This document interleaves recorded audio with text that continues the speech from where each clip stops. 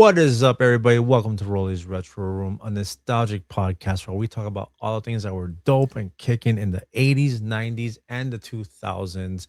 Today, we are joined by the producer. Tony is off. He got the night off. He's chilling with the fam, and our producer is kicking it. So, who better to talk about my nostalgic days than my little brother? What's up, Mike? What's up? What's going on? Chilling, bro. Chilling. We're just here, throwing this nostalgia at everybody. Yes, sir. Yes, sir. How's We everything got over there in Miami? everything's good and everything's nice. It's hot. Can't wait for winter. You guys don't get winter. You just get a lesser summer. Yes. This is Roly's Retro Room episode 40. We have 40 episodes in the can Wow. with this one. 40. That's crazy. I believe I said this before in other episodes that the statistic is podcasts don't make it past, I think, like 5 episodes. Yeah, something like that. It's either 5 or 7, something Yeah. along those So lines. yeah, I told Tony, I was like, either we caught on to something and we figured something out, or we're just so delusional that we haven't figured out that we're just completely making a mess of this whole thing, you know. So, but here we are. We're gonna bring some nostalgia to you guys. We have some stuff happened this week, and I mentioned in the previous episode. So they're not a sponsor. People have asked me if they're a sponsor. They're not a sponsor yet. It is a collaboration with an energy drink, and it's called Popeye's Energy. And they have several flavors. The cans are great. They taste amazing. This is my favorite one. The anchoring apple is just by far like the best one. This thing is great. Does it have Um, spinach in it? so it has spinach extract because you Okay. have to keep with the theme of Popeye. So what does Popeye do? He pops the can, the spinach goes into him, and he gets his jolt of energy, his strength. So Mm-hmm. that's basically what these are. So I have two up here. These are the ones I enjoy and I drink the most. This one is Bastion Blue Raz. And these cans, like I said before, like the cans are awesome, but the drinks are good too. There's two other flavors. I'll show these on the next episode with Tony, but awesome. Like these things, the cool thing about this with the collaboration that we have with them is if you do buy them, you have to go to their website, which is popeyeenergy.com. And then if you put the code Roly Retro, you get 10% off of your order, which is great. Right now, they're only on the West Coast, but they're branching out and they're expanding little by little. So eventually, you'll see them in a 7-Eleven or like a Wawa or something like that when you start going to the gas stations or like convenience stores or stuff like that. But yeah, man, online, popeyeenergy.com. Use code Roly Retro and you'll get 10% off of your order. And let me tell you that Anchor and Apple, this is where it's at right now, man. And all the ingredients, it's so clean. Like this is spinach extract, 70% juice, non-GMO, and 160 milligrams of natural caffeine. A lot of the other energy drinks are 300. So this one's right there in the middle where you won't be jittery and you won't have any crashes. I know you can't drink energy drinks because they just bug you out, right? Yep. I Yeah, cannot have so energy drinks. But with that one, since it has less caffeine, I might try it just to see how it works. well, yeah, I'm bringing down a few when I go down there to Miami for Tony to try and for you to try out. So yeah, you'll definitely get to try them out. And I mean, they're part of the show now. I mean, I told them they would be the official drink of the show for the Okay. time that we have signed on for. So, I look forward to that collaboration and, what we could all build together for each other. Again, and Popeye. Popeye is nostalgic as hell. Like that. We would watch Popeye when we were kids like crazy. We Oh, had yeah. that whole lineup of those older cartoons, Mm-hmm. Mighty Mouse, Tom and Jerry, Popeye, all those cartoons were kicking in. We watched the Robin Williams movie, Popeye the Sailor Man and his imitations. And I just always remember I hated that it was spinach that he would eat because I don't even as a kid, I didn't like anything green. Even as an adult, I don't eat anything green. I don't eat any salads or anything like that. So I was like, man, it sucks. I'll never be able to do the Popeye thing because I don't like spinach. But now Popeye Energy gives me a way to I could take some spinach in and I don't have to actually eat it. You've never had spinach dip? No, Wow. I don't mess with spinach, bro. It's actually really good.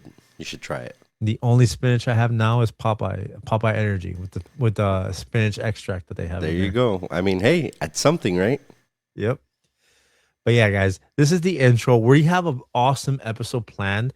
What a great episode to do with my brother because we're talking about some stuff that literally has to do with things that he and I grew up with watching and talking about. And then we had a bond over. So we're going to be talking about the top 10, our top 10 favorite TV and movie cars. And some on here might be a little obscure. A lot of people might not know one of them, I believe. One of them isn't as popular as the rest. The rest are, ones that you've seen and everyone, includes in their list.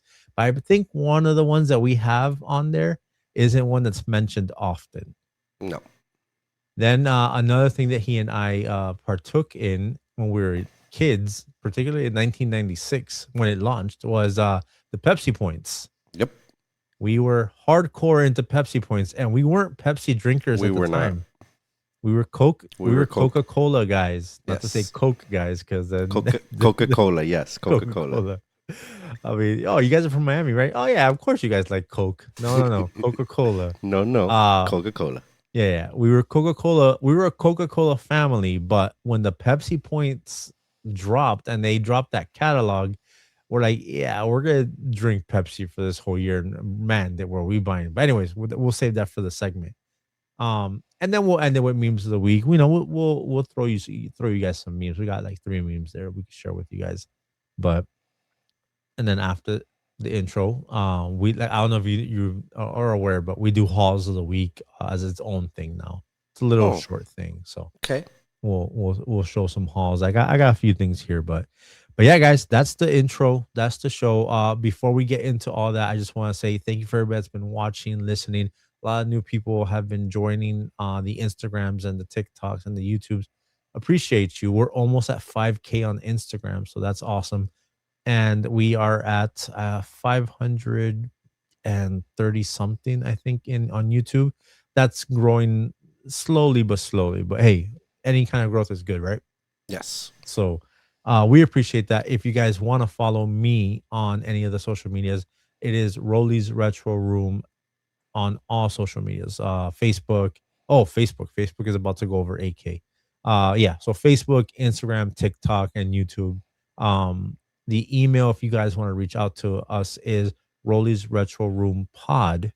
And if you're listening to this on any of the podcast sites, Apple Music, Spotify, Amazon, do us a favor, subscribe, follow, and leave us a review. It helps the show out. Mike, you want to give them your You thing? can follow me on any one of the social media platforms at DJ Mikey Mix with 2 X's. Got you, because 3 X's is something else. DJ Mikey Mix with 3 X's is another page, which is on OnlyFans. Yes. But with that being said, guys, let's jump into the hauls of the week. All right, guys, here we go with the hauls of the week. And to be honest with you, as usual, I almost didn't have anything. And today I went out and I didn't find anything at the Goodwills, but there's a local thrift shop, like a church religious thrift shop that's by me. And there was just a cart filled with stuff. And man, did I was like swimming in that thing like Scrooge McDuck, just freaking backstroking in that thing. But anyways, let's get into it. I'll show you guys the VHSs first, because you know how I am with these VHS. They gave me this like little nifty bag with like a zipper and on. Look at the quality Oh, of this that's thing. At a nice. thrift store, they're just like, yeah, here you go. I was like, oh snap. First VHS, Oh, wow. the Brave Little Toaster. Oh, my. That This is. And the funny thing is, this just went on Disney Plus. They, for the first time ever, you could stream it. Had to get this one. I gotta get that paper out of there. Course. But Small Soldiers, Mm-hmm. classic. The original, because there's like 40 versions of this movie. Oh, Air Bud. Air Yeah. Bud. The original, the basketball one. Not Mhm. the soccer, not the football. Oh, I got 2 Air Buds. And then again, they had like these little papers. I gotta take those papers out, but the original Oh, the original Spy Kids. Spy Kids. Yeah. Now, this again, I'm excited for the VHSs, but this is the first time I got so much awesome music. I mean, I've gotten music back in the like on other thrifts, but this you could tell this was one collection because it's all like rock, like classic rock. So we got Bush, which you're very familiar with. Mm-hmm. We got Alanis Morissette, Jagged Little Pill. Oh, wow. Is that her first CD? Yeah. Pearl Jam. Oh, okay. Then, funny enough, there was another one, another Alanis Morissette. So I think I'm gonna give this one to Tony. Then you're gonna recognize this one. Oh, Green Day Dookie. Yep. I think I've gotten that one before. Stone Temple Pilots, Mm-hmm. Matchbox 20, Okay. Motley Crue, Oh, wow. and save the best one for last, the Foo Fighters.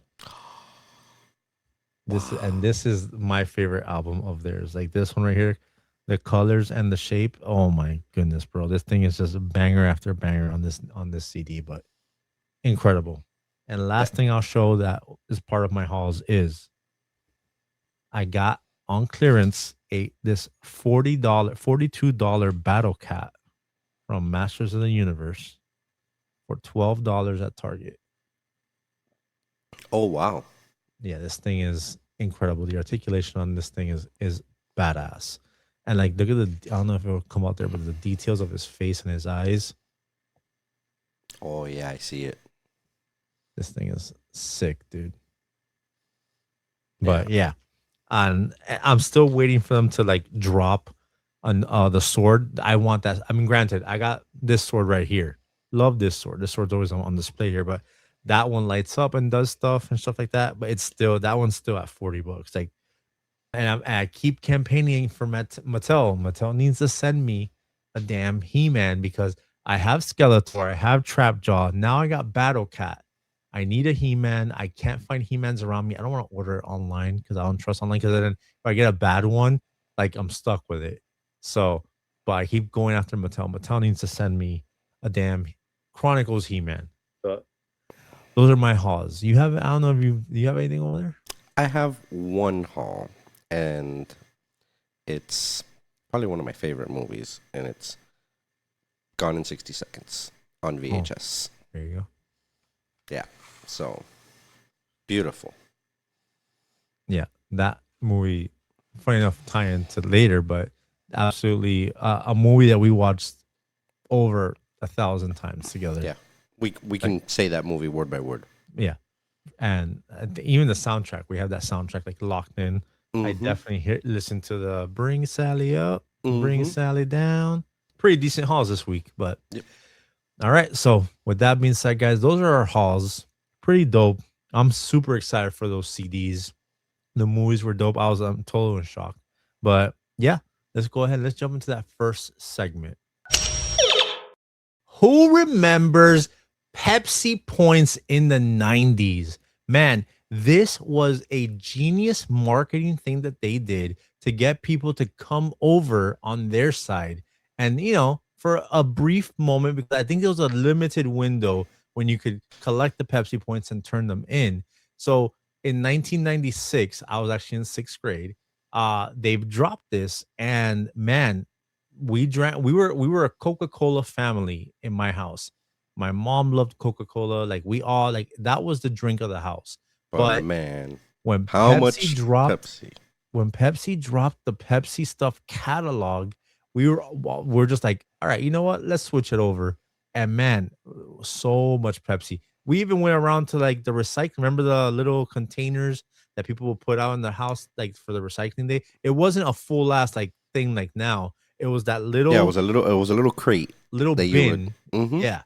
And we would go through the neighborhood and see if people threw Pepsi like bottles and stuff like that. And we'd go chopping them up the little round things. But man, so crazy. Like we were we drank so much Pepsi that year, and it was a ridiculous amount of points that you needed. You could have maybe bought all these items if you would have for the equivalent of what it was to buy like I don't know 12 packs. You could have bought like the shirts or the Right. hats or stuff like that.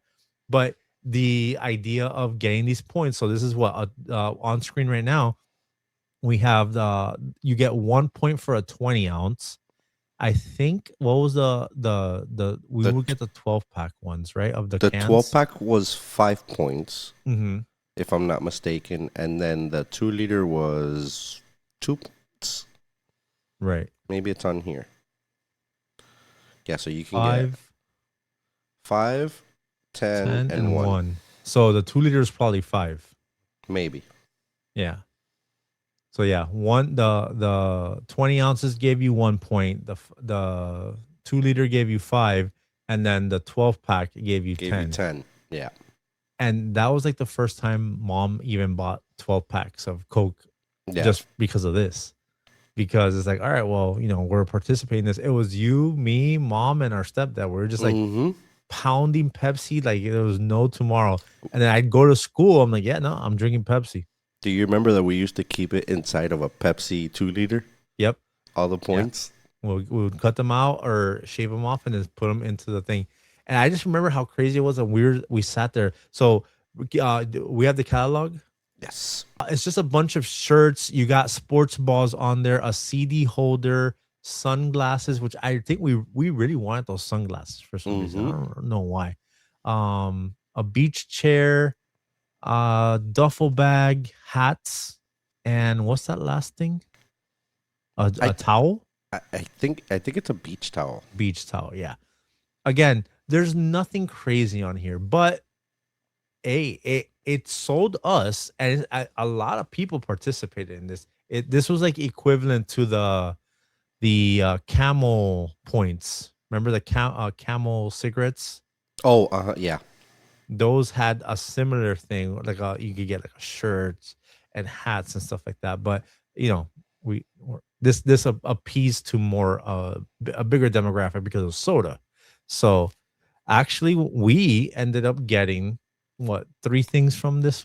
Yeah, I believe we had the black shirt, Mhm. we had the CD case, and I Right. think we The got a hat. hat. Yeah, we got a hat. I remember the hat because I was rocking that hat. But the funny thing is, that shirt wasn't like my mom. That was my mom's shirt. Yeah. Like it's like, all right, we're getting the shirt. I'm like, all right, cool. When it got there, I was like, all right, cool. And I'm like, so can I wear the shirt? No. Like I want to prove that we like downed all this damn Pepsi to get this damn shirt.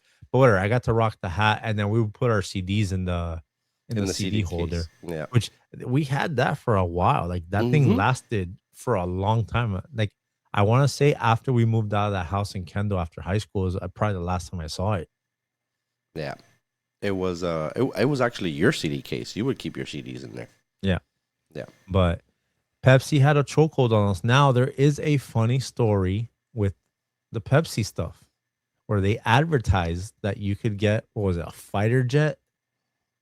Dude, like they promoted that you could get a Harrier fighter jet for 7 million Pepsi points. And Yeah. one dude did it. He got 7 million Pepsi points. And yeah, no, Pepsi didn't cough up that airplane, bro. They did not do it. So there you have it. Look right here. In 1996, John Leonard tried claiming a $33 million Harrier jet using 7 million Pepsi points.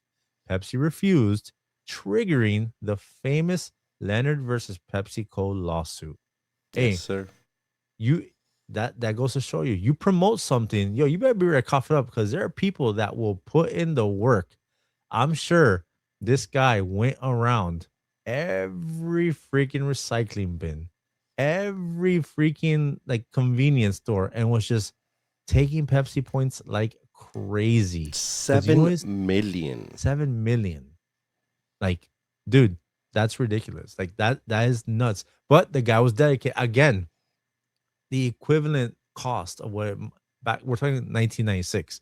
So whatever it cost to if he did buy most of those and stuff like that, and then he went around and people were donating them to him, you know, I'm sure getting 7 million Pepsi points is nowhere close to $33 million as far as the that what that jet cost. I believe the Pepsi point, each Pepsi point was valued at 10 cents. Yeah, because I remember, I think if you read in the brochure where, like, if you needed more points, they're like you could buy more Pepsi points for 10 cents. Mm-hmm. So ridiculous. But yeah, man, Pepsi definitely had a little stronghold there and converted a few Coca-Cola drinkers for a short time because of this whole thing. I mean, we were stuck on this. Like we We would tell were our hooked. friends if we went anywhere, hey, get Pepsi. Let's get everybody get a Pepsi. And then let me get the label and we'll rip the label off and cut it up. So, bro, this is when I think back to when we lived in that apartment, one of the staple things was the Pepsi points. And mama, we get the thing, we cut it out, and it was in her room. Remember, she kept it in her room Yeah, I next to think her bed. on Sundays is when we would sit down and do that. We would take everything we collected from the week, and we Hmm. would.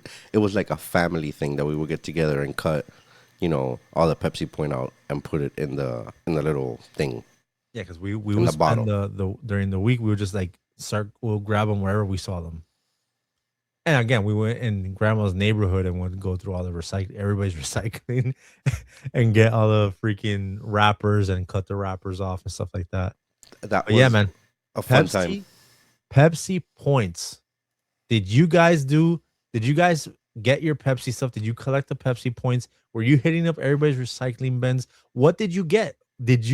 Were you going after the airplane?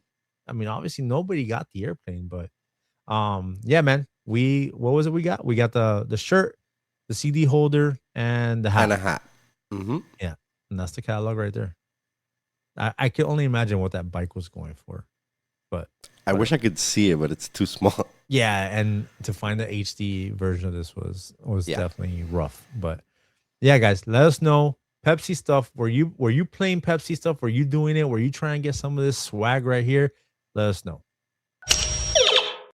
And today we're doing our top 10 TV and film cars. Like these are cars that we saw in movies that impact. Like now, again, this list is one that my brother and I, these are cars that stuck with us. Like there's going to be a bunch that we don't name and we'll do some honorable mentions, but there are some shows that we watched a lot and there are some shows that we didn't watch at all.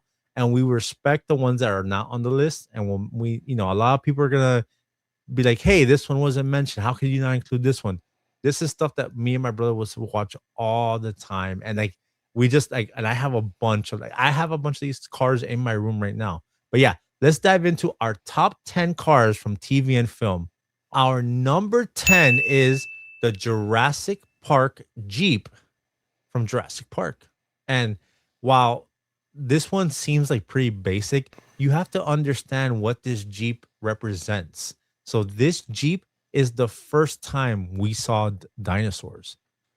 The Alan and everyone that was with him when they were going to the park, they were in this Jeep. And this right here is the first scene where we see the Jeep and we see the dinosaurs walking, and it's just like holy crap, like it's one of the most like iconic scenes ever where he like his glasses he pulls his glasses off. Another part is when this guy's rushing to get the shaving cream The to the shaving boat cream can to the boat. and he's in the Jeep as well. And then that dinosaur comes and rips him apart. And Hmm. then one of the most iconic scenes in the movie is when the T-Rex is chasing them and Ian Malcolm is in the back and the T-Rex is like trying to bite them and they show in the mirror like, oh, things may appear like closer or whatever, and you see the Yeah. T-Rex like coming at him. An iconic car. So much so you better believe that your boy Roly has it in the retro room. Yes, Here it sir. is.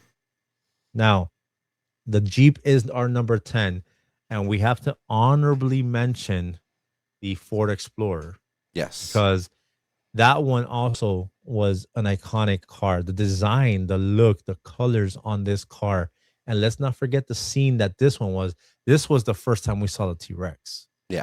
So number 10 is the Jeep, but honorable mention with the Jeep is this one, the Ford, because that scene where the T-Rex comes out and starts stomping and ripping apart that Explorer was just absolutely genius. Our number 9 is none other than the A-Team van. Now, when I was a kid, vans always felt like, they were cheesy, they're like mom cars or they were work cars. This is the first time a van looked Was like yeah. with attitude, dude. That black with the orange reddish stripe, it has a spoiler on it.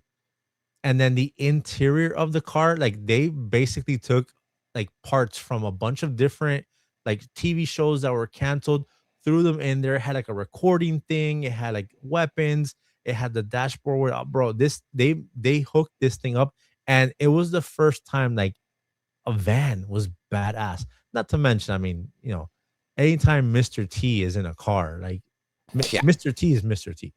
Yeah, and that van was so cool when you would see it come on, on screen, and it was just something else. I mean, just look at it.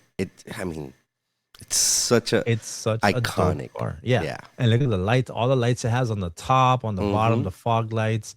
It has the what's that thing on the front? That's the The front splitter or the front spoiler in the bottom yeah, with the lights just on it.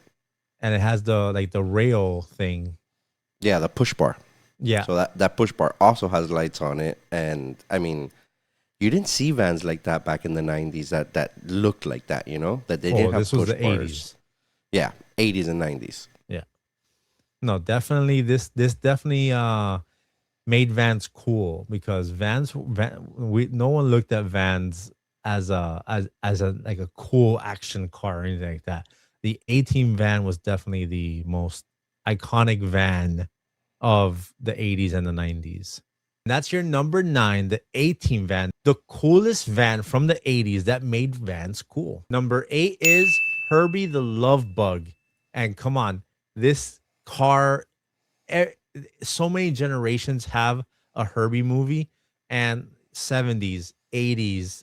I want to say the 90s had one, and then you had the most recent one that had Lindsay Lohan in it. Mm-hmm.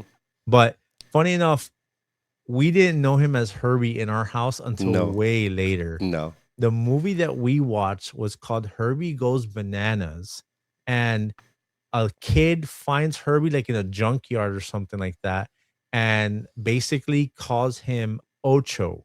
So Mm-hmm. we knew him for the longest time as Ocho because that's what they called him in the movie. And why did they call him Ocho? Because 5 plus 3 is 8. Correct. And dude, I'll never forget when I was talking about this movie to somebody. They're like, "Oh yeah, you mean the Herbie, the love bug?" I was like, "No, Ocho, bro. His name is Ocho." Like, "No, his name is Herbie." I was like, "Dude, in the movie, the kid calls him Ocho." He's like, "Yes, but that's not." Mind you, the movie that we had was recorded and it was given to us. We didn't have official packaging or anything like that. And I think the movie started like it was recorded like 2 minutes into the movie, so Yeah. we didn't see the title of the movie. We just knew it was, the movie. Yeah. So, again, shows you, like, the hood shit that we that we dealt with. We would get, like people would just give us, like, recorded VHSs, or I think it was the guy that my grandma would buy, like, electronics from or something like The that, guy right? that would come in the van with all the movies, Yep. pull up to the house. I think they bought electronics from him, like TVs and stuff like that, and they were making payments to him. I don't remember. I remember that guy used to pull up and he was like a blockbuster on wheels. Yeah. But they were all recorded from like Yeah. pay-per-view or something like that. Yeah. Like But yeah. the guy was recording in his house, Oh yeah. But yeah, dubbing them. Herbie the Love Bug is our number 8, an iconic car. I mean, buggies to this day are like an iconic car. Now, the crazy thing is, I don't even think people do the punch buggy game anymore. No. No. And it's funny because the other day I was in the car with my daughter and my daughter said, "Yellow car." And she punched me in the arm. And I'm like, "What is that?" She's like, "Oh, that's what you say when you see a yellow car." I'm like, "Oh, that's like punch buggy?" And she was like, "What's that?" I'm like, yeah, there you Yeah, go, Gen Z. we used to do punch buggy. I used to do it with my kids. My daughter's favorite car is the buggy. So we came up with our own game. So we chose our favorite cars, and whenever we saw our favorite car, we would be like, "Oh, okay, a Camaro, bam!" Or for Karen, it was for all of us, the buggy one still played out. But yeah, I don't think people do punch buggy anymore, which is No, so crazy. But they're not as common as they used to be. Yeah. as they used to be because you had this version of the buggies, then you had that like late 90s 2001 where that one blew up Mm-hmm. and you couldn't go 5 minutes with being on the street without seeing a buggy. And then they just like slowly faded like in the 2010s. Yeah. Like I think they stopped being made in the 2010s and then they had like a resurgence maybe like 7 years ago. Yeah. It had a resurgence in, I would say, like 2017, maybe Yeah, something like 2016. that. And I was Yeah. excited because I was like, "Oh, cool! They're bringing buggies back." And I think my daughter, we were actively looking. If you remember, we were actively looking for a Mm-hmm. buggy when she turned 16. But yeah, man, I don't think people are doing punch buggy no more. Which we need to bring that back. It becomes more of a rare thing because you don't see them as often. But when you do see one, you get to get a fresh lick on someone. Punch buggy, no return, bro. Punch buggy, no return. That's right. You gotta say no return at the end, and that they're gonna probably like swing back at you. That's your number 8, Herbie the Love Bug. Now, our number 7, this is a personal one for me and my brother because we would watch this show, and I had an obsession with this car. Our number 7 is the Viper from the show Viper. Right here on screen right now, we have the red. So this is a regular Viper right here. It's the red Viper. This the Dodge Viper is one of the most iconic cars from the 90s. Like this thing is just has so much attitude. Now, what did they do? Since this was one of the most badass cars ever, they decided to give it the treatment of like make it like a kit, like a Knight Rider situation. And they made a show called Viper where he was all teched out and basically it had like camouflage, missiles. It had a drone that would come out of him and like record stuff. And this was like 1995, 1996 that the show came out. Yeah, that was one of the best shows in the 90s. Like I remember watching that show at night. Yeah. We were obsessed with this show. We would watch this show like in that lineup where we would watch Highlander. They would play Viper. I think we Mm-hmm. watched that show with Hulk Hogan called Thunder in Paradise where he was on the boat and stuff like that. But dude, this show to me was I loved this show. And I don't understand why it didn't take off. It was literally a 90s kid. He Mm-hmm. just didn't talk. It didn't talk. Yeah. But the way he would transform from the red to the silver and like he could go invisible, all the things that he could do, and it looks dope. It's such like I mean the Dodge Viper is such a dope car. Like, I'm sorry. It's so much so we had a model car of this in Mm-hmm. like in our room, Mm-hmm. remember? Like I was so obsessed with it. I think do you remember who it was that gave us those model cars? I do not.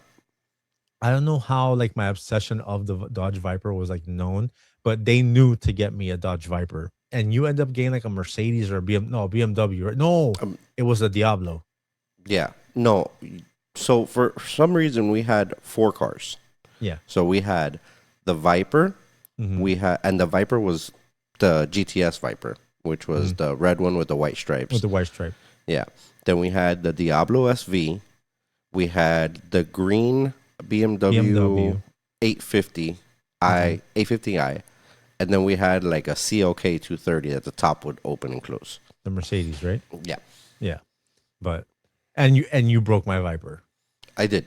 I Yeah. tried to lower all of them. Mhm. I would take them Wow. apart, squeeze the springs on them, and they would lower an inch. Yeah. So, Moron. interesting Anyways. fact of the Viper show Mhm. is for season 2 they came back with the blue GTS Viper with the white stripes. Interesting. I wonder why. I don't know. I feel like the red one was more iconic than the blue. Yeah, the red one was the first one that came out. Yeah. I So just remember the first time I saw a Viper in person. One, it was like seeing a celebrity. I was just blown away when I saw that Dodge Viper. And two, how fat those wheels were. oh yeah, those things were fat. Dude, the wheels on that Viper were freaking ridiculous. I'm like, dude, this thing is like the widest tire I've ever seen in my life. So the tire size for the Viper was, for people that know tires, it was a 335 35 17. So to give you an idea, regular cars are normally between 175 and maybe 225. We're talking about 335 is a huge, Dude, huge those rear tires were tire. ridiculous. Absolutely ridiculous. Absolutely one of my top cars of the 90s. And the fact that there was a TV show about it, I had to include it. Don't think I've seen people talk about this one, the show, or two, this car as much as other cars and shows, but absolutely belongs on the list. At least in our, it's a staple for me and my brother. We watch this show religiously. Saturday nights, it was right. That's when we would watch it. Mm-hmm. I believe it was Saturday nights we would watch this show. And dude, what an awesome show! But that's your number 7, the Dodge Viper from the show Viper. And our number 6 is a near and dear to my brother. And I love this car too. I'm actually Yes, you wearing are. it right now. It is Eleanor from Gone in 60 Seconds. Oh my God, Eleanor. I'm a Camaro Chevy guy, but when I tell you this car is beautiful, the sound of this car kicking on is amazing. Like this is when you think about what a car is supposed to look like, sound like, feel like there's a reason why this was that the car of that scene in that movie. Like, dude, look at this thing. And again, I'm not a Mustang guy. I'm not a Ford guy, but this car, I've never seen one in person. I've seen them in pictures. I've seen people them in videos. But yeah, this car just I mean, it jumps off the screen. Yeah, it's such a beautiful car, and I mean, me being a Mustang guy, I mean, it's such a beautiful car. The details, I mean, the interior, the NOS button that said "Go baby go," like I mean, just everything. That car was just And this is something the else. Shelby GT500. Shelby GT500, The yes. the, the GT500. This is the GT500. Mm-hmm. The Yeah. Eleanor, the GT500. 1967. Yeah. And actually, interesting enough, I didn't know the name of that color until today. It's DuPont Pepper Gray. DuPont Pepper Gray. Yep. And I mean, that last sequence in that movie is one of the best chase scenes I've seen in a movie. I mean, you have movies like The Italian Job that have a crazy sequence, which that came, I'm sure a lot of inspiration from that came from obviously the original Italian Job, but also Gone in 60 Seconds. But so crazy. I just one of the like craziest, funniest quotes in it is like, are you okay? Because you just went through a wall. When the thing comes and throws the The Jeep. Cherokee through Mm-hmm. the yeah, dude. But and then tell me, every single one of us, when we're driving on the expressway, when we're driving through a street, and we see one of those trucks with the Yes. thing down, Yes. in your head, you're not thinking, man, you know what? What if I jump this? Now, obviously, they took some liberties with some special effects because the way he flew, I mean, no, it's not possible for him to have made that jump. And all of us hurt when that car landed. The first time we hurt is when he's backing up and he breaks the The little mirror. mirror. Mm-hmm. And then man, he bangs that car up and it hurts to see that car get banged up. It's almost like when this guy does to Han's car in Tokyo Drift, that Oh. first smash into the wall, Mm-hmm. that we're all just like, "Oh, man." Like we feel it. Dude, when he jumps and you see like the front of the car hit and like the front just like kind of wobble, I'm like, "Oh my goodness." it hurts to see these beautiful cars just start getting wrecked in these movies. Yeah. And that was your number 6, Eleanor from Gone in 60 Seconds. Your number 5 is Kit from Knight Rider. Dude, come on. When you think badass cars, just one of the first cars that comes to you. And I know this, a lot of people are gonna be like, why isn't this in like the top 3? Listen, when you see our top 3, you'll know why. But Kit is the first car that was like that had all like the weapons and all the like the crazy like high tech stuff going on in it. And I mean, you have He had a Michael Knight he had a driving this car. personality. Kit was just such an iconic car. I mean, just hearing him talk, hearing Mr. Feeney talk. Feeney? Yeah, Mr. Feeney was the voice of Kit, which is mind blowing to me. Yeah. But I mean, Kit. I mean, to this day, I mean, I have every season of Knight Rider on DVD. I And almost took them when I was down there. I will not let you take those. Those are special, very special. But I mean, you are the DVD collector, so I mean, if they're gonna go in good hands, you could take them. Yeah. But man, just everything that he could do. Do you remember like what his like features are? Like what he could Yes, do? yes. So he can do the cloaking, like he can do the scanner. He had a pursuit mode. I mean, the T top would open up so that Michael Knight could jump in like to the top. I mean, he could talk to Devin when Devin was on the trailer in the second season. I mean, he did so much, and I mean, And they were driving around in a semi truck, weren't they? Like the whole yes, time, and he would come out of the semi truck. yes, that was second season till the fourth season. The Mhm. first season, he would go to the foundation, or I think it's called the foundation. I don't remember now. The Foundation of Law and Government. Okay. It was called Flag. Yes, Flag. Foundation of Law and Government. Sorry. No. So yeah, and you know, honorable mention to the semi truck too, because the semi truck was part of it. You know, Mhm. but man, Kit just. I actually have a model car at work that I think you got me. Yeah. So, yeah. But now, Kit, what model car is he? What kind of what's his original car? So Kit is a Trans Am. So, and interesting part about the Trans Am was people were calling it a Trans Am and a Trans Am, and they were like, the actual people from GM and Pontiac sent I think it was Warner Brothers that did them, a cease and desist letter to stop calling the car in the show a Trans Am, and that's why they called it the Knight Industries 2000, or they will call it Kit. They will not call him a Trans Am anymore. Mm.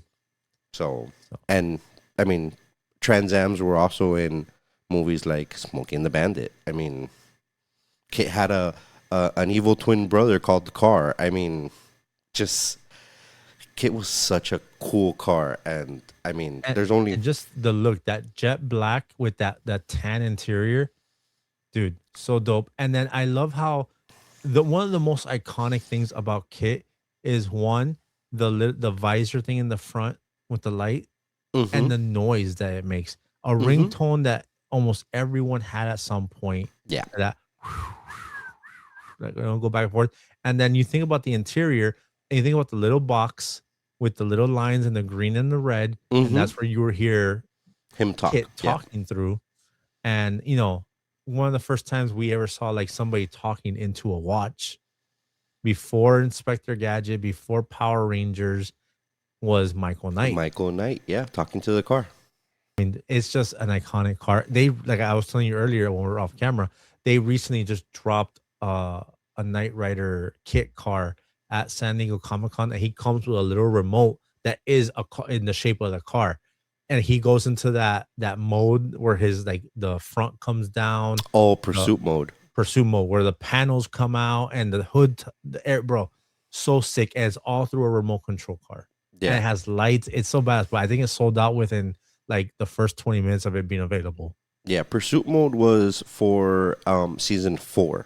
So that was, man, I mean, when he would go into pursuit mode, like super pursuit mode, that he would go like super fast, and man, I mean, just, and there was 4 of those cars on the show, and the hero car was just the nicest looking one. All of the other ones, like they had one that the guy actually sat in the seat, but he was covered in all of the seat covering, so you couldn't see him.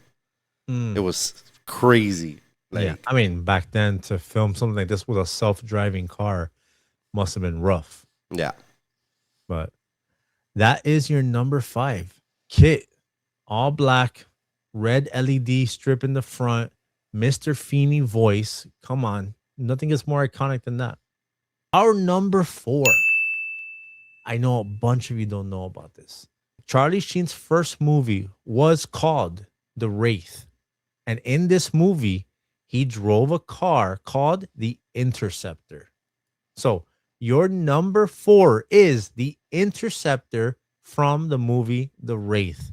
Now, when I tell you that this movie is so underrated, this movie is a mix of two awesome movies, The Crow and Fast and the Furious, mm-hmm, because they're not doing a quarter mile, but they're street racing. It's illegal right, street racing. One, and two, Charlie Sheen's character gets murdered in the yep, beginning, and then he comes back as like this spirit, this vengeful spirit with this car, and starts hunting everyone that was a part of that situation where they killed him and left his girlfriend there. So again, we see this kind of story get played out in a bunch of other movies that come later on, but this was the first time we saw this kind of movie. I remember when I saw The Crow, I was like, oh, this is kind of like The Wraith, where instead of a car, he has a bird that right, helps him out. But man, that Dodge Interceptor. Oh my god, this was one of the first futuristic looking cars that we saw.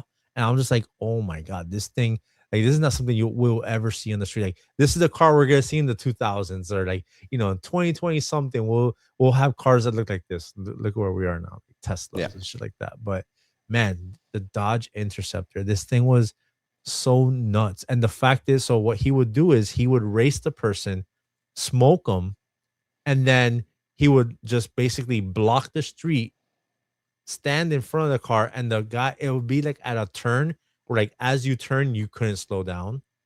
And then the people who he was racing would just smash right into the car.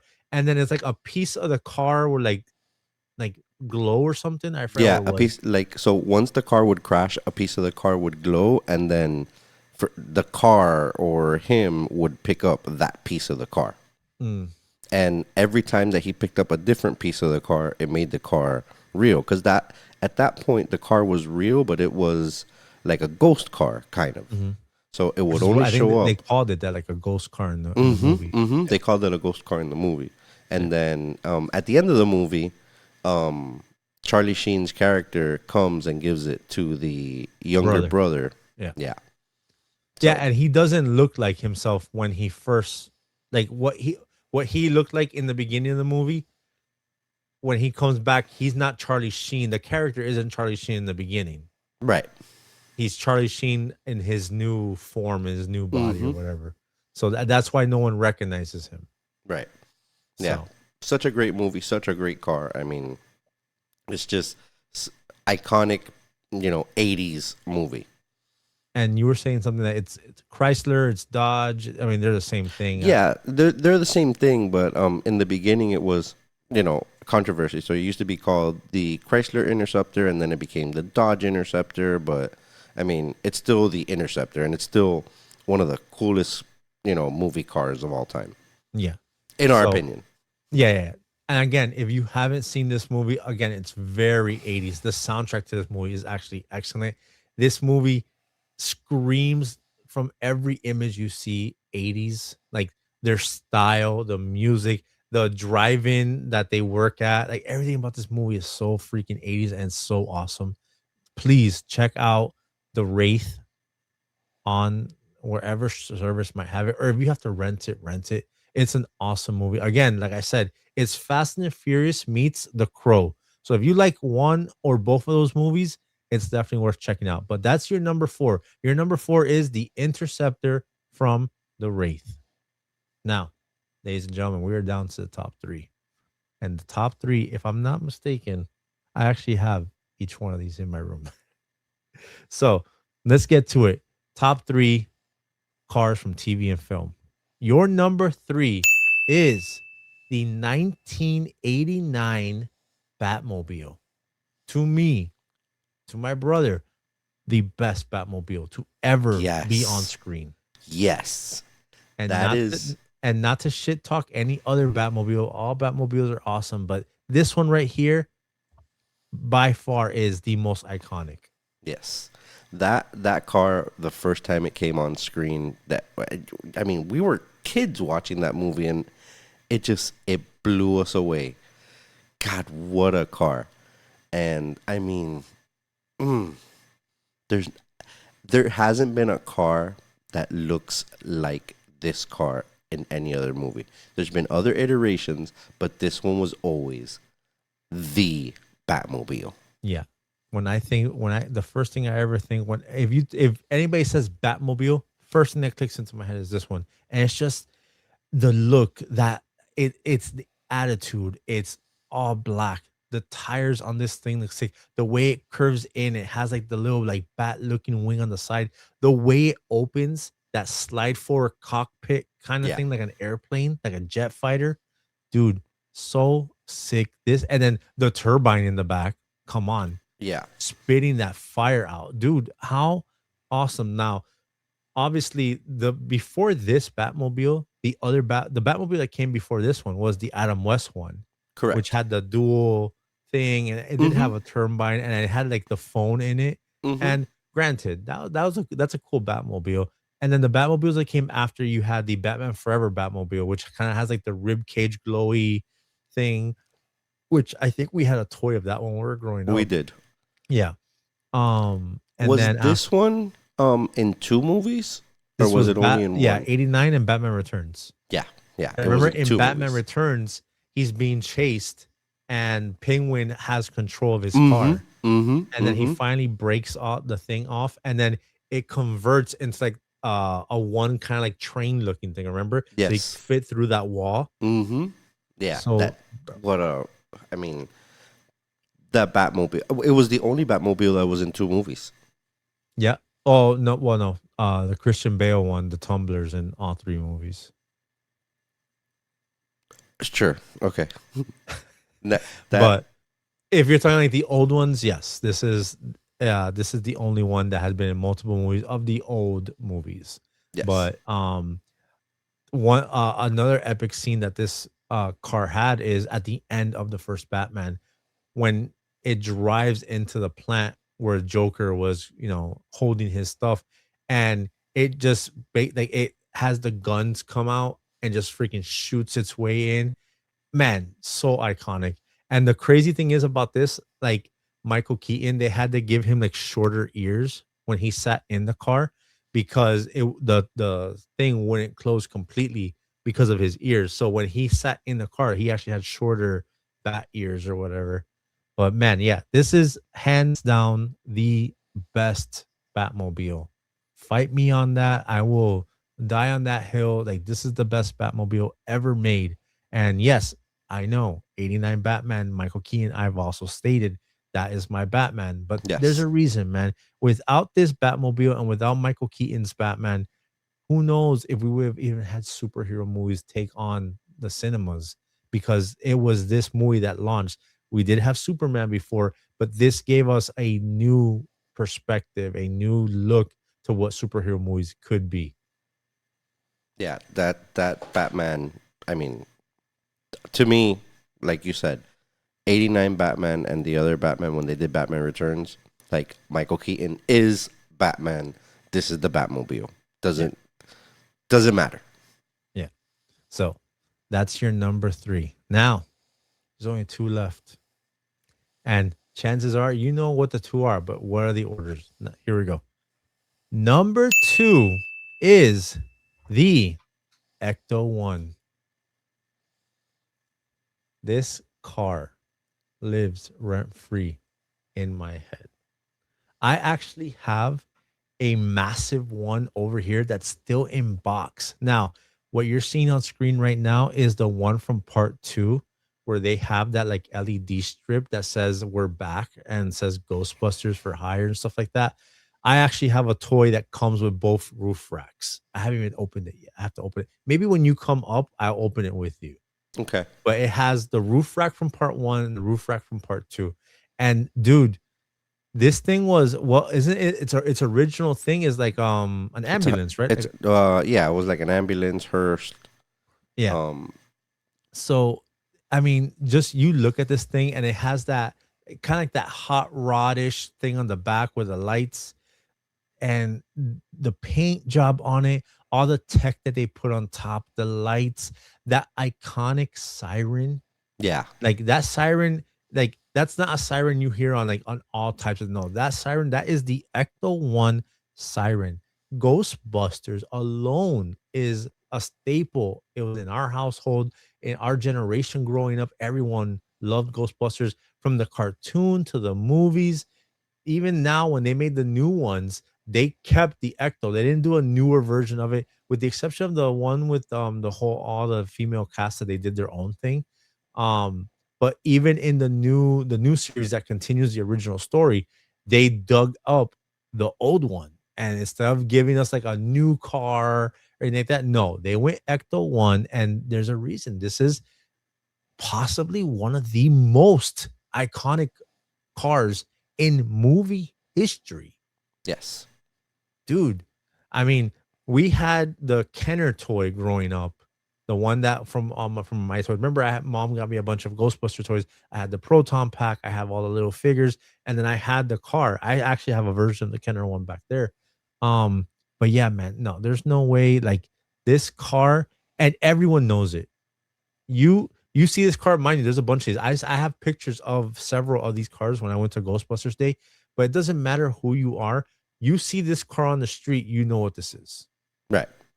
Yeah. Absolutely know that this is the Ghost. You probably don't know it as the Ecto 1, but you know it as the Ghostbusters car. And nobody, other than knowing that it's the Ghostbusters car, nobody knows that it's a Cadillac. Mm-hmm. So everybody just sees it as the Ghostbusters car. And even if you see it without the roof rack or whatever, you know that it is the Ghostbusters car. Yeah. It's a Cadillac.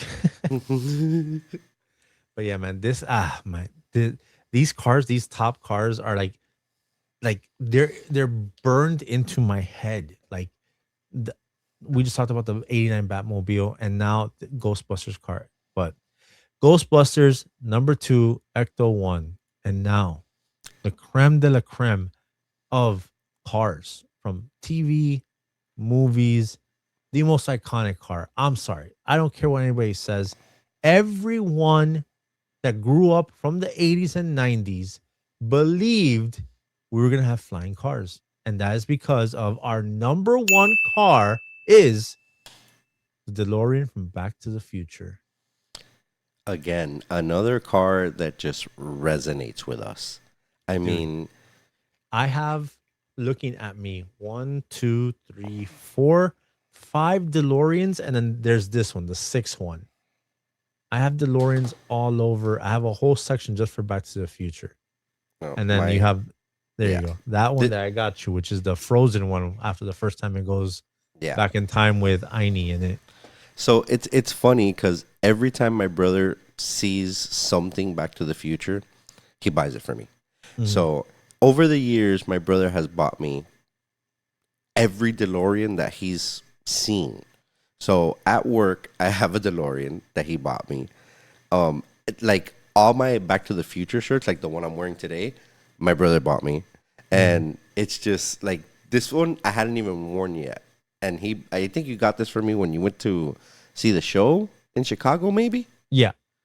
Yeah. So, I mean, Back to the Future DeLorean. I mean, the DeLorean has always been the car that brings us together. We used to watch all three of the movies. All three of the movies are great. They're awesome movies. And I remember as a kid going to Universal and going on the ride. I mean, Greatest ride of all time. Like the fact, like how we don't have that ride anymore is crazy. Like that was the greatest ride. You literally got into a DeLorean. yeah. And I mean, every time I would go to Universal, even as an adult, when I would go with my daughter before they changed it, like, man, that was such a great ride.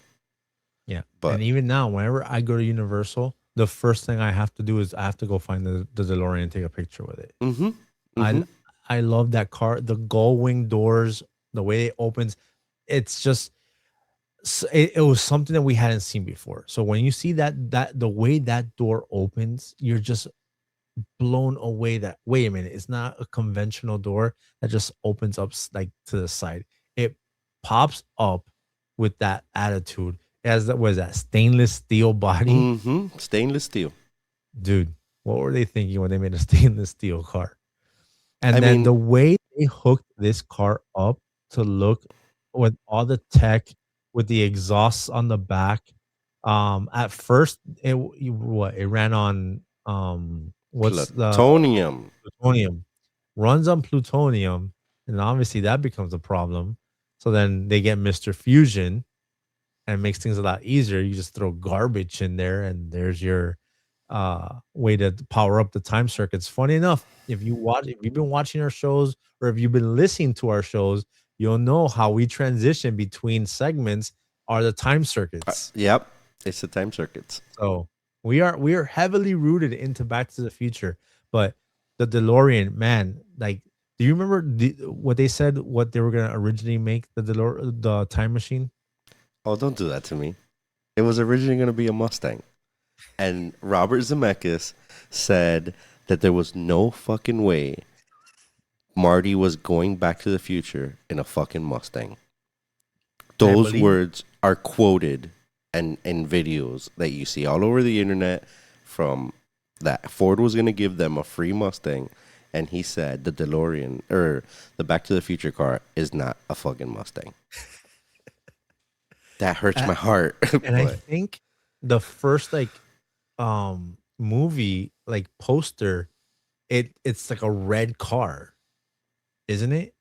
Doesn't it doesn't look like the DeLorean in the first images they ever released. It didn't look. It wasn't the DeLorean, or it didn't look like the DeLorean. listen to him talk. Mhm. Let me click on it. The product placement guy comes into my office and he says, "Hey, Bob, if you will change the DeLorean to a Ford Mustang, Ford Motor Company will provide the company $75,000. I said, "Richard, Doc Brown doesn't drive a fucking Mustang. Get out of here." Universal hired a product placement company to make deals. So, yeah, Doc Brown does not drive a fucking Mustang. But yeah, man, that's your number one right there, the DeLorean. We all thought that we're gonna have flying cars in the 2000s. Like the the idea of it when you're a kid in the 80s and stuff like that, you're just like, oh yeah, that's the natural evolution of cars. There should be flying. Then you start thinking logically. It's just like, how would that even be regulated? Like Well, I mean, it when you watch the second movie, they go back or they go forward to 2015. mhm, So that was supposed to be cars of the future. yep. So, I mean, and it's cool because we went to go see the movie on that day. I mean, I think it was what the 27th of October, maybe 21st. 21st of It's your October. niece's birthday. Yes, yes. 21st of October, 2015. Mhm. Yeah, and we. Do you still have the poster I that we still got? have the poster framed in my closet. Jesus, that I can't believe I lost that poster. Back to the Future, the DeLorean, that's your number one. How all right. So that's our list. Now, I'll read it back to you. We had the Jurassic Park Jeep, the A-Team van, the Herbie the Love Bug, the Viper from the show Viper, Gone in Eleanor 60. from Gone in 60 Seconds, the Shelby GT500, Kit from Knight Rider, the Interceptor from the Wraith. I know that's a deep cut right there. The 89 Batmobile, the greatest Batmobile ever.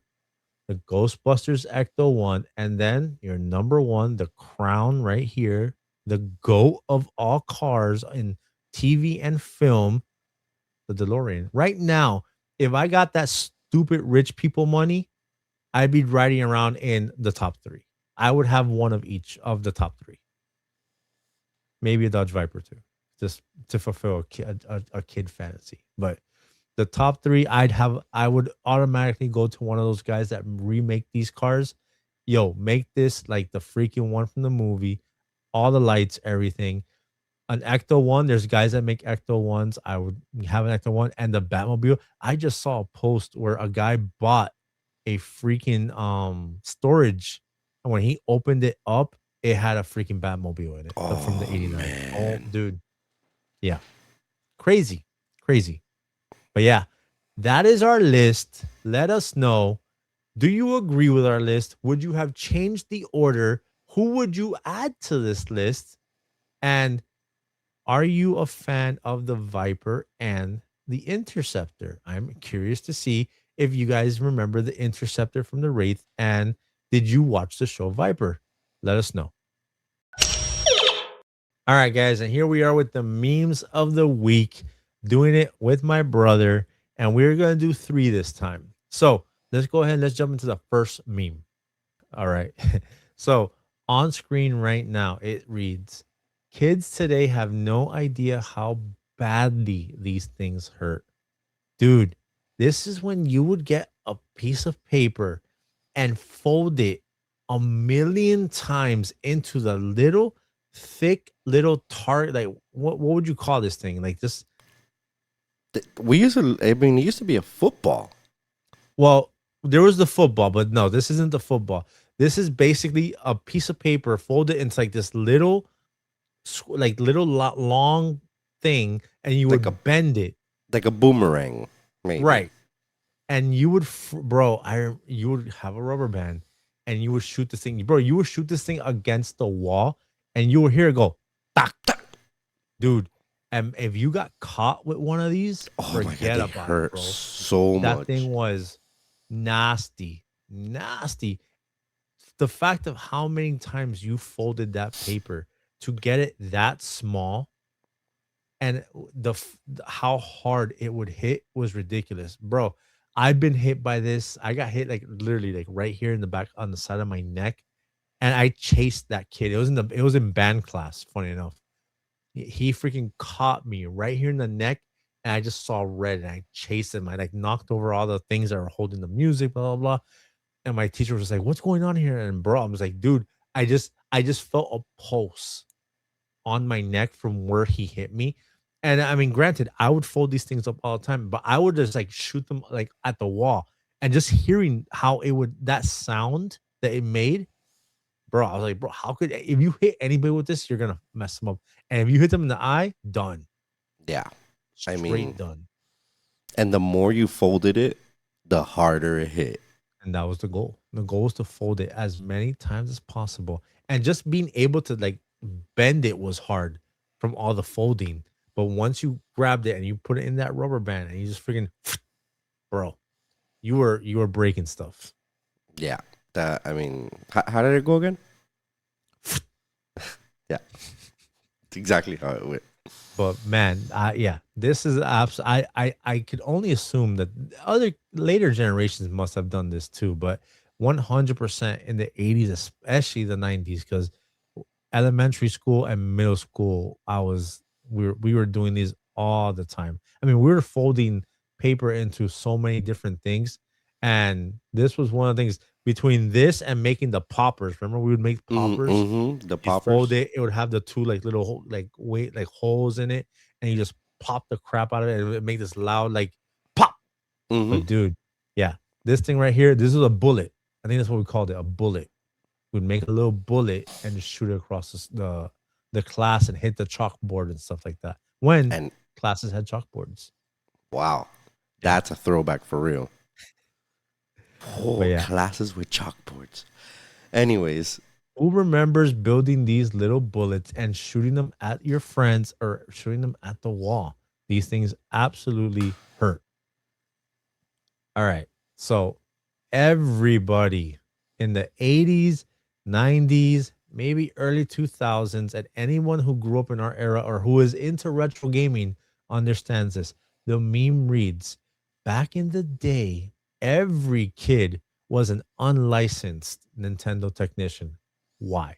There's a kid on screen right now sitting on the floor with his NES, his Nintendo Entertainment System, blowing into that Mario cartridge. Bro, let me tell you, your game that wasn't working the first few times you popped it in, all you had to do was blow into it, put it in. You might have to jiggle it to the side or pressure something on top of it to hold it down. Remember, we used to put like another cartridge to hold it down, and it would work.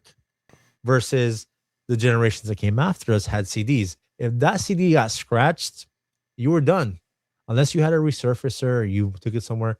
But cartridge to me, that's why the N64 is my one. It's literally my favorite system. Cartridge to me was king because it was very low maintenance. take that, Tony.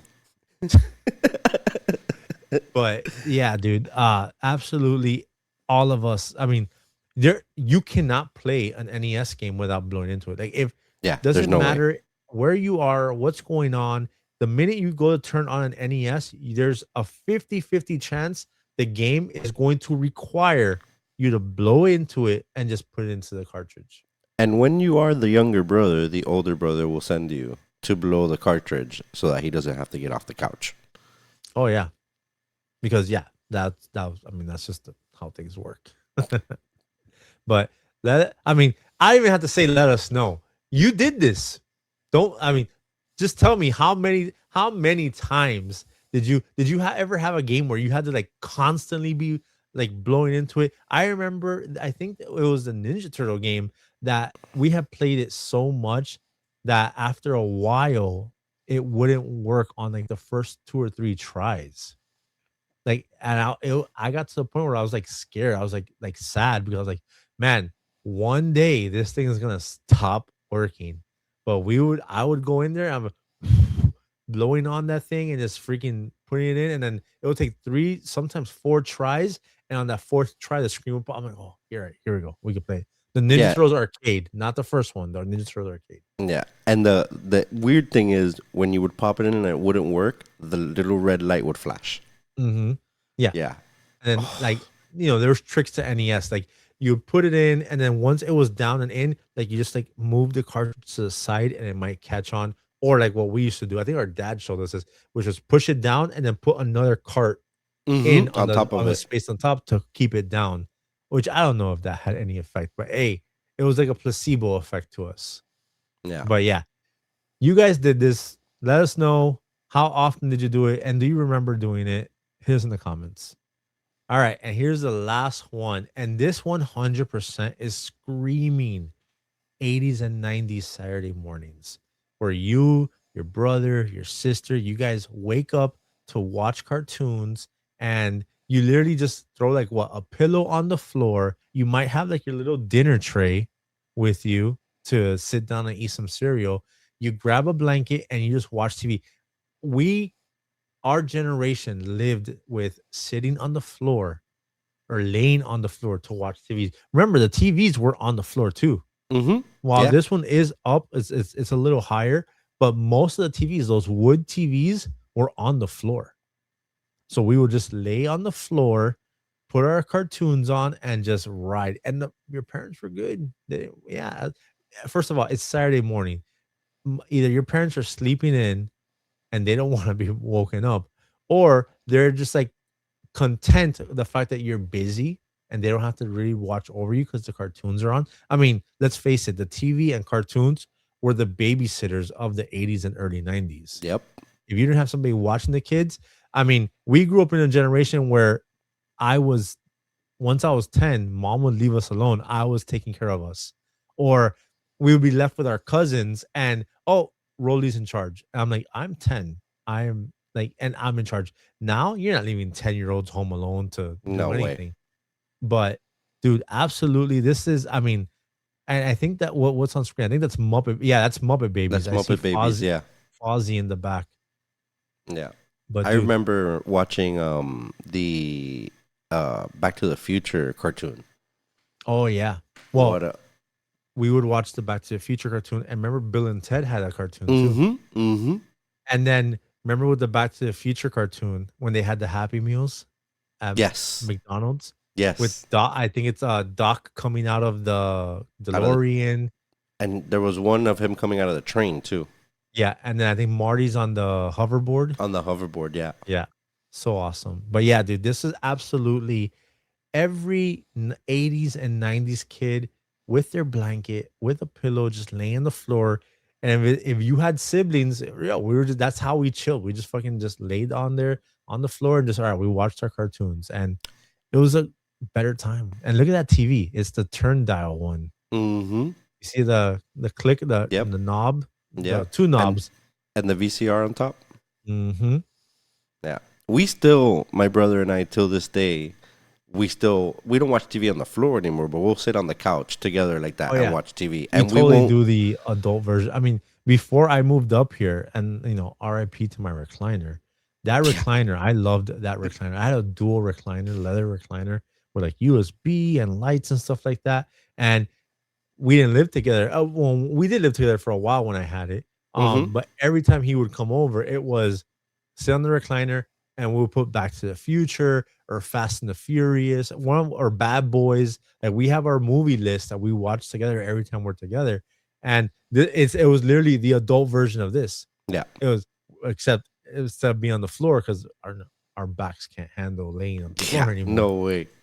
But we would lay on my recliner and just freaking just talk shit, be on our phones, and have the movie playing. Yeah, to this day, I mean, that's nostalgic. That we literally do that as adults. All the time. Yeah, All the time. Every time I see my brother, either at his house or here at our house, we sit on the couch on the recliner and, we'll say one or two words to each other, but we'll sit there and just watch TV just like we did as kids. Yep. So that's your last one. Let us know. Does this look like your Saturday morning with your siblings or your friends, where you guys just woke up, ran downstairs, or ran to the living room and put your TV on and just grabbed your blanket and just chilled for those 2 or 3 hours of cartoons? Great cartoons. I think one of the ones I remember the most, especially in the early days, was Gumby. Watching Gumby and Pee Wee Herman. Mm-hmm. Pee Wee Herman. Oh my God. Mm-hmm. What a great time. Awesome. Pee Wee Herman, Saturday morning cartoons, they were just something else. I mean, it was such a fun time because, you were always the one that woke up early. And then, it was always, go to the living room or, sometimes we'll be in our room or whatever. Yeah. But it was just such a cool, nostalgic time to spend with, your siblings, your cousins, your brothers, whatever, sisters. I only had brothers, so Yeah. it was always a fun time. Yeah. And I remember we would do that at grandma's house. We would lay on the floor like that. Mm-hmm. But in our room, remember our room, we had like that cabinet that was up high and the TV was on there, and we had our car beds. Mm-hmm. Mm-hmm. And the red car beds. Yes. So yeah. Good times. But yeah, let us know. Did your Saturday mornings look like this? Hit us up. And that's the show, guys. Thank you for rocking with us. Thank you for hanging out, going down this nostalgic trip, talking about those TV and movie cars.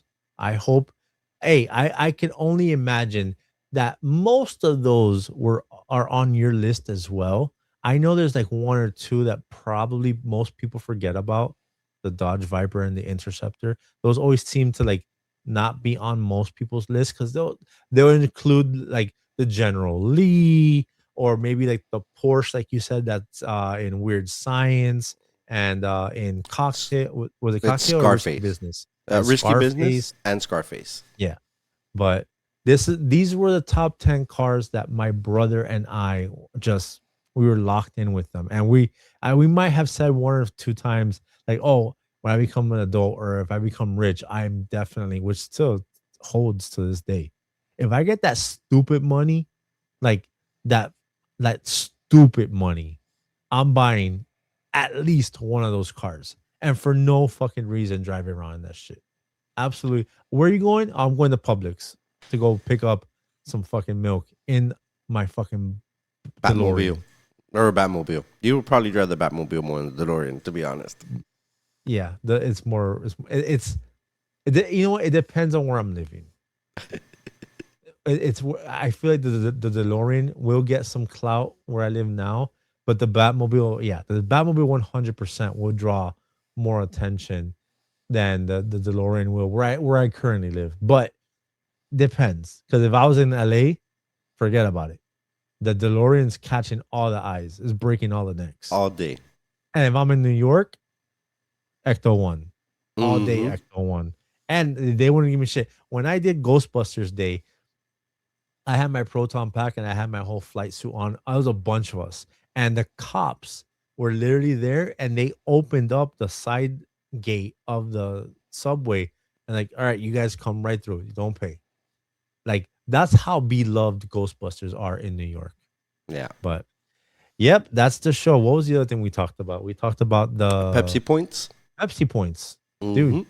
That was that's a nostalgic thing right there, just between you and me, because that was literally a whole year of consuming Pepsi.